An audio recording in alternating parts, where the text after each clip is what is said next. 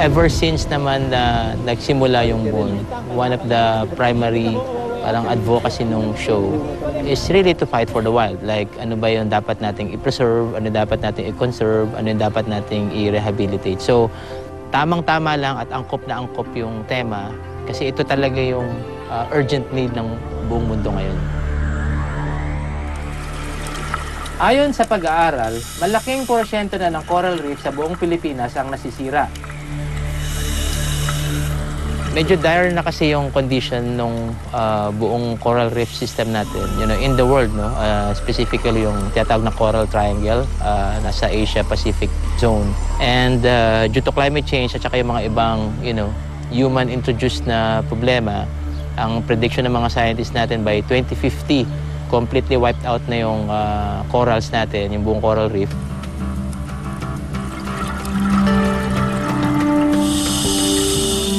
Kung hindi ito masasagip, mawawala ng tirahan ng iba't ibang lamang dagat.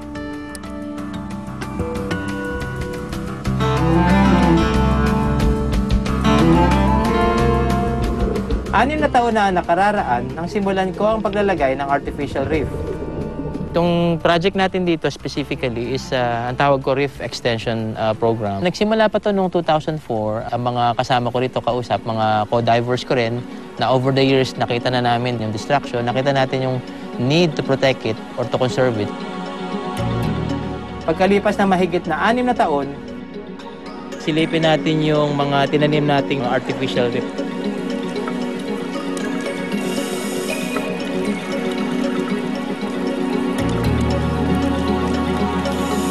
From before, marami na tayong nilubog na mga artificial reef. Tapos nakita natin ang ibang modules dito, medyo maganda na yung tubo ng corals. Merong ibang mga materials na hindi gaanong natubuan, so at least we can learn from that.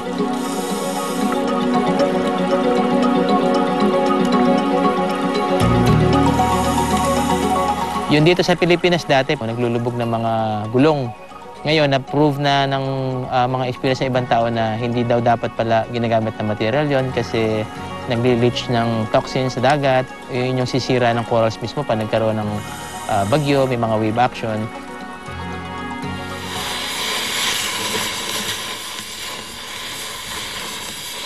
Para mag-experiment naman itong scrap metal na nakuha natin sa isang kumpanya, sa Cabuyao plant. Tapos kasama pa rin natin dito yung mga dati nating mga volunteers dito sa Artificial Reef Project. Yan sila Arnel, sila Candy, sila Paulo.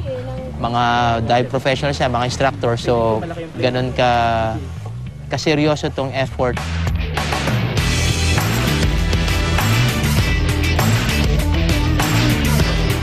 Isa sa pinakamahirap at delikadong undertaking to underwater kasi pag nabagsakan ka sa ilalim nito, hindi ka na makalangoy uli.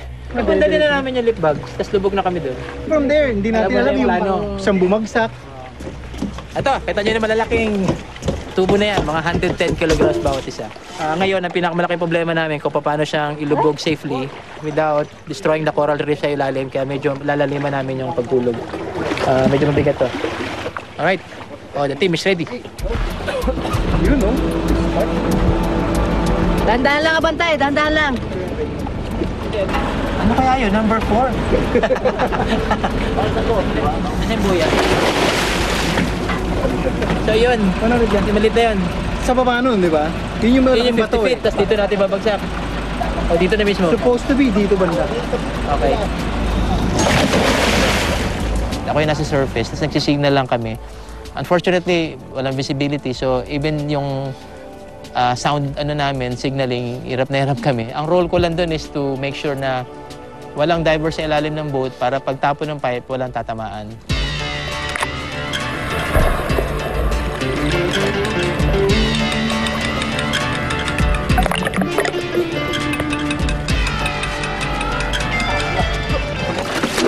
Hindi lang bahay ng isda, kundi kapitan ng mga young corals, soft corals, mga hard corals na pwedeng tumubo.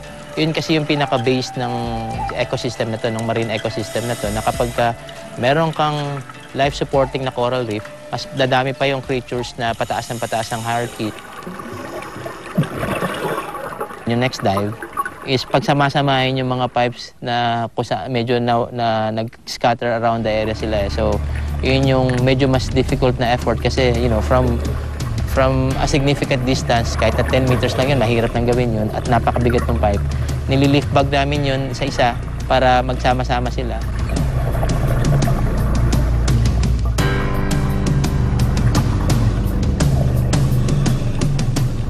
Simula pa lang ito ng aming paglalagay ng bagong artificial reef.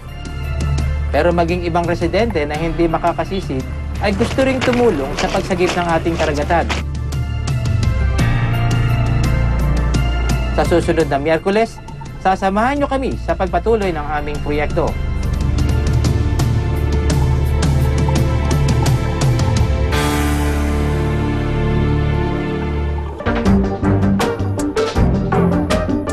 Naglunsad ng isang photo exhibit ang Born to be Wild para makahikayat ng mga magdodonate ng ilan sa mga pangangailangan ng ating magigiting na bantay dagat.